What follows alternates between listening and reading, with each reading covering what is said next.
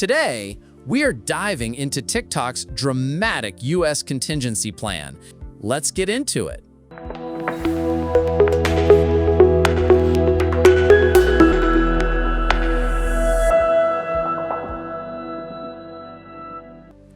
TikTok might be rewriting its US future, literally.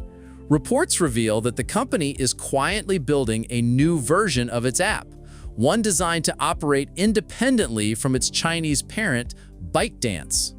Why? Because the clock's ticking on a US law that could force ByteDance to sell or shut down TikTok. If a sale doesn't happen, TikTok's plan B could be to relaunch as a separate US-compliant app, likely with fresh branding, new terms, and possibly fewer algorithmic bells and whistles.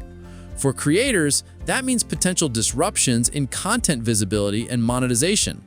For users, it's another shift in trust, data ownership, and platform loyalty.